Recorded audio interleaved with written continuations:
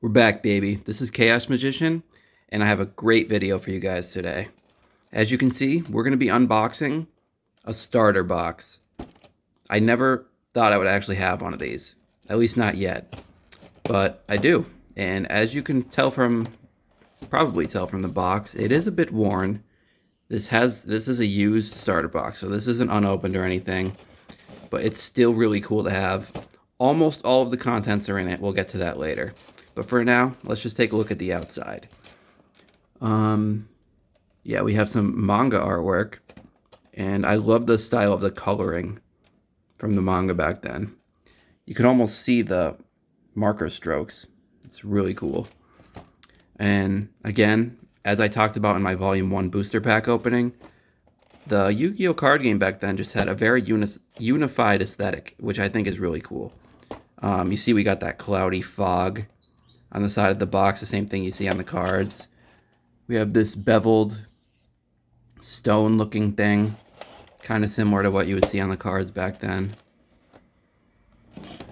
Up here we have the same font that is used on the OCG cards, so as stupid as it sounds, I just like that everything is uniform. So yeah, on the side of the box we have the contents.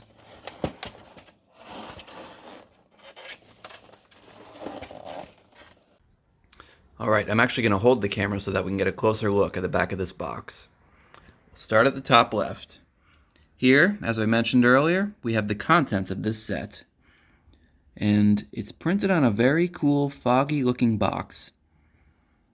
Underneath, the Duelist file, which we'll talk about later.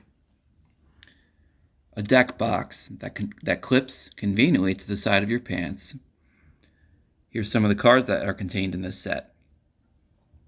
Blue Eyes,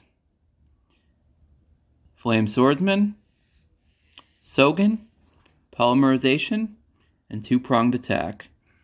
Funnily enough, they don't show Raigeki, which is either the first or second best card in the set at the time. The Duelist score sheet. The rule book. Some star chips are included, which I'll talk about later. A Duelist calculator. And a paper play mat. That's everything contained in this box. You have to admit, this is at the time this was a really good deal, and now this is just a really cool thing to have.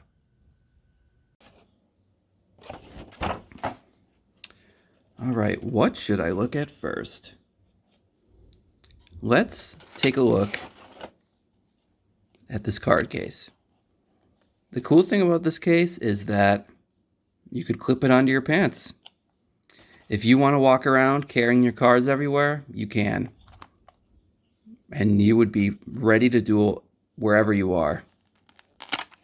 You got some Velcro to close it, and the actual cards are in there, but we will look at those later. Set this aside for now.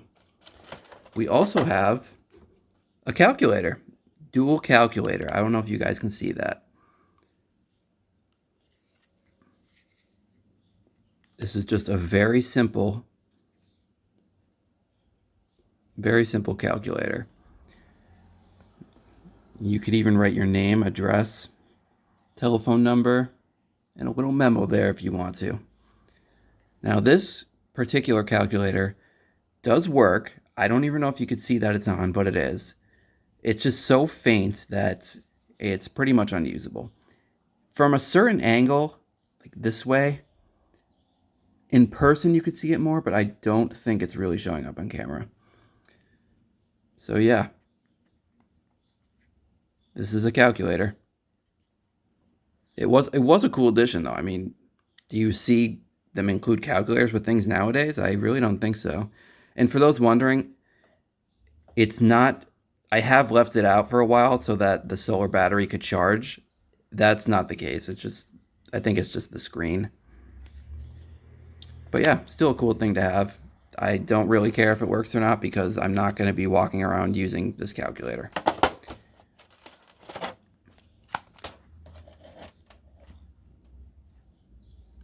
Duelist file. So this is your Duelist file.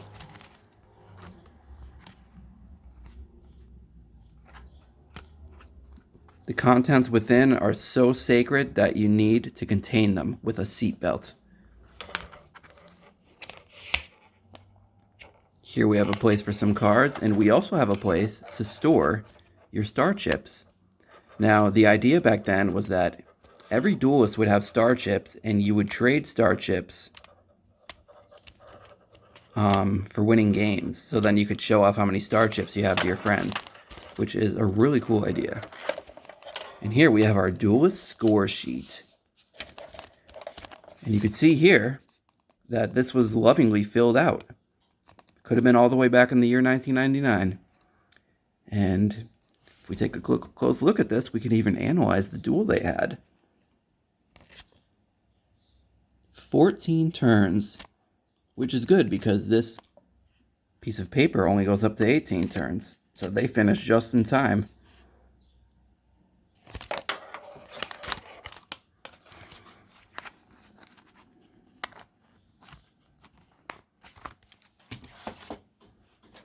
And this, I think originally this is actually supposed to be right here under the calculator. But this is the rule book. And I'm actually going to talk about this in depth in a later video because there's a lot of interesting stuff in here. But as you can see, there's a number 2 right here. That's because this is actually version 2 of the rule book. This is the version that includes both the official rules and the expert rules. The official rules being the ones that didn't have tribute summoning. And if you watch my video, you might know that only the official rules were out at the time. At least that's what I said. But this is the one that came with my particular starter box. However, looking at other openings, it was the original version 1 of this rulebook that came with it. So there's 2 possibilities. The first possibility is that this starter box was actually printed continuously throughout the year, even after the second version of the rules came out, and they just eventually started including this version 2. The other possibility is that the owner of this didn't have the original rule book or simply replaced it with this version. And I think this version came out in later starter decks and stuff like that. But yeah, there is a lot of interesting stuff here. So I'm going to eventually have a video in which I translate all the information in here and we can talk about it. But for now, I'm just going to quickly flip through so you guys can take a look. And sorry if it's a bit blurry. I don't have the best camera for this yet. In the future, things will get better.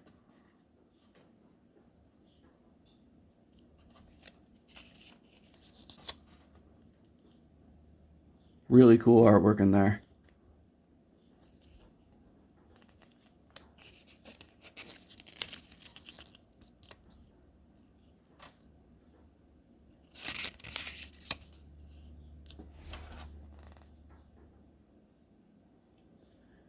The rules were short and simple back then.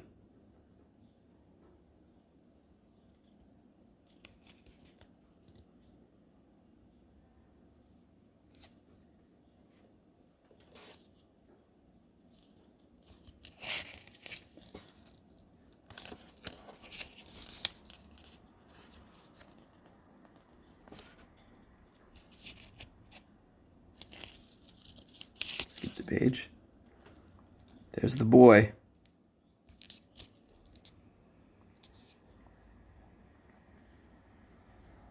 Yeah, Exodia actually wasn't even close to being out yet when this starter box released. Well, I guess it kind of was in the grand scheme of things because it would be released within the next year. Ritual monsters were not out when the starter box was released. The starter box introduced fusion monsters. So yeah, I really think that this is actually just a later rulebook, but it does look very similar to the original rulebook that would have been included with this. The only difference is that, from what I can tell in other videos, it would have just ended before it started talking about the expert rules.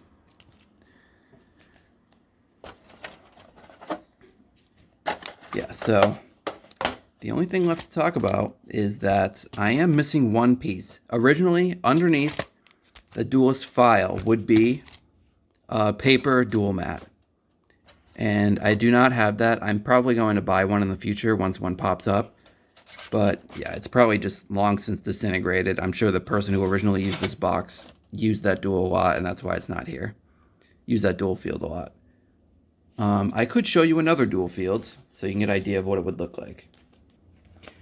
Yeah, so the duel field included with this would look similar to this one I have, and this came out with a later starter deck, also in 1999. So the aesthetic was very similar to the one that would have been included in the starter box. The only difference is that the one included in this box actually had both sides on it. Like, this was just a big square piece of paper that had both sides of the field on it.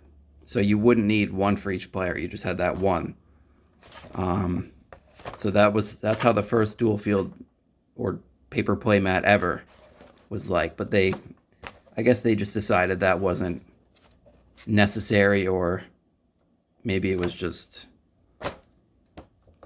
easier to play with two dual mats because then you have more freedom on the table or whatever. So yeah. All right, let's take a look at the cards. All right, guys, I just moved the camera so that we can take a closer look at these cards. I'm now going to open up the deck box. I have all the hollows in the back so that we can look at those last. And I don't have all the English names of these cards memorized, so I'll put them on the screen as they pop up. But for now, let's get started.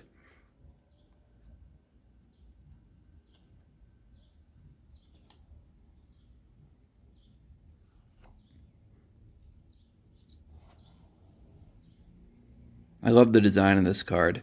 Fiend's Hand, I think it's called. It's not strong, but that artwork is just so cool. The colors are just striking. I love the red and the blue, and this really cool green contrasts nicely. This is one of my favorite designs in the whole set. Gotta love this guy. Yeah, the average stat values of these monsters was quite weak. I mean, 800 and 600 was almost good for the time, which is really saying something. But still, these cards are just so collectible. They look so cool, and I just love them. I love this old art style. And I like that all the cards have the same style of artwork. It keeps everything uniform, and I don't know, this was just a great looking game back then, and it still is today, but I mean, back then this was just really cool, and I think that's probably one of the reasons it initially gained popularity. It was just that the cards they just look so awesome.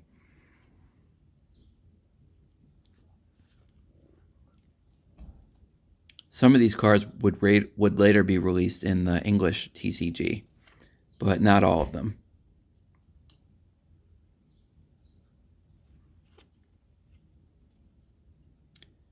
And you probably can't tell on the camera, but these cards just look so nice in person. I mean, the colors are so vibrant.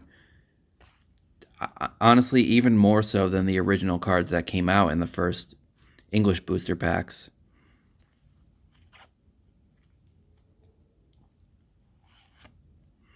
Here we have Skull Servant. The weakest card at the time, which is really saying something, but still really cool. Ray and Temperature, I believe this card is called in English. King Fog. Fiend's Reflection, or something like that. Monster Egg. Look at the cool background on that.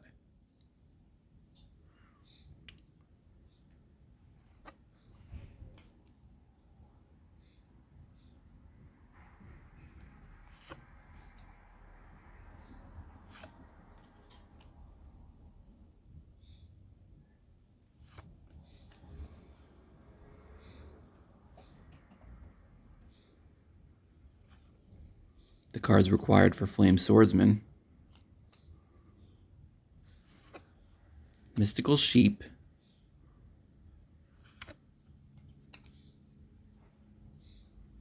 Another thing I love about these old cards is the layout. This is the original card layout. We have this huge box down here for the stats, this very tiny box for text, huge box for artwork. I know this isn't the most functional design, but this is my favorite card layout. It just looks, aesthetically, it looks so good. It's just balanced and I love it. I mean, they really did a good job with this card layout. I understand why they had to change it, obviously. They needed more room for card text, especially in English, but you can't deny that this looks really cool. And later in the future, I'll probably do a whole video on card layouts and the history of card layouts and stuff like that in depth. I think this guy's called Root Water in English.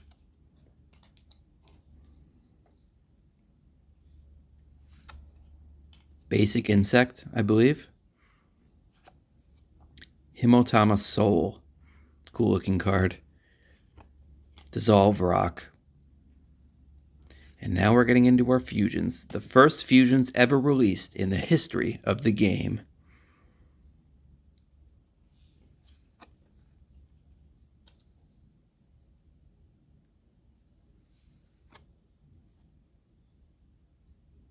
And they're not too good, but they're still cool.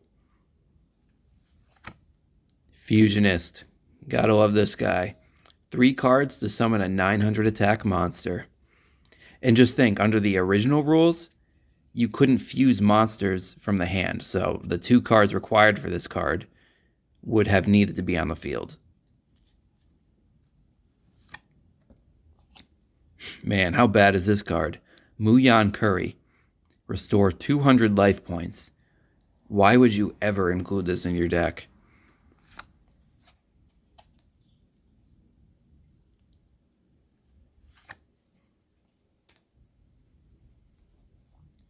Remove Trap.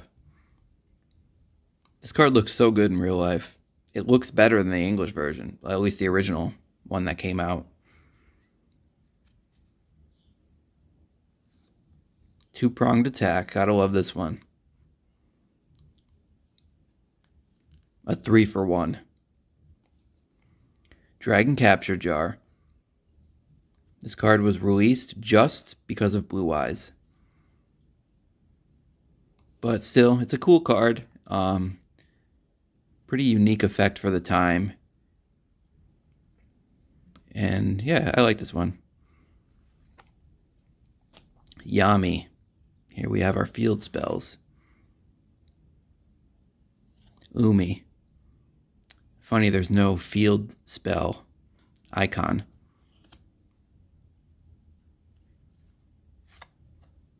Mountain.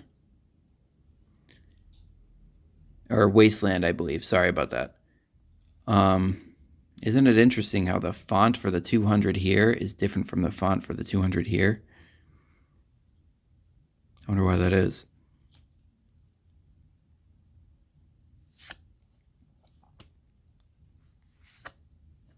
Sogan. And here we have our hollows. Save the best for last. And in terms of our hollows, I saved the best for first. Because here we have Blue Eyes. 3,000 attack. This was so much better than any other monster at the time. And as you can probably tell, this is the most worn card. So this was a heavily used card at the time, and for good reason. I mean, under the original rules, you needed a Blue Eyes in your deck. Otherwise, you can get out. Celtic Guardian. This was the best low-level monster at the time. I believe this was actually a pre-order bonus, so this is pretty cool to have. Yeah, once the tribute summoning mechanic was introduced, this card's value increased a lot because suddenly you needed to have a bunch of level 4 monsters. Yeah, I'll try to move these around so you guys get a feel for the hollow. Flame Swordsman. 800 attack. So this was the best fusion monster. Is it worth using? I don't know. I mean, but luckily it goes in the side deck, so you could put it in there anyway. Mountain. The reason this card is a holo is because of Blue Eyes. Blue Eyes is the best monster, and it powers him up, so this card is printed at a higher rarity than any of the other field spells. Polymerization. A very important card because this is where fusion monsters were introduced. And I'm going to talk about this later, but you have to wonder if their original plan was to not require a polymerization and just allow you to overlay the cards to summon a fusion monster, which is actually what I believe what it's like in the early Yu-Gi-Oh! Video games from 1999 and before. So that's something I'll discuss in a later video. We're going to go more in depth into that theory and what it would mean for the game if that was the case. Raigeki. Either the first or second best card in this whole set, and it didn't even get mentioned on the back of the box. There it is. Simple, but effective. And there you have it, guys. I'm now going to take my cards, put them back in my deck box, close my deck box, and now I'm going to clip this to the side of my pants and I'm going to go walk around town. Till next time.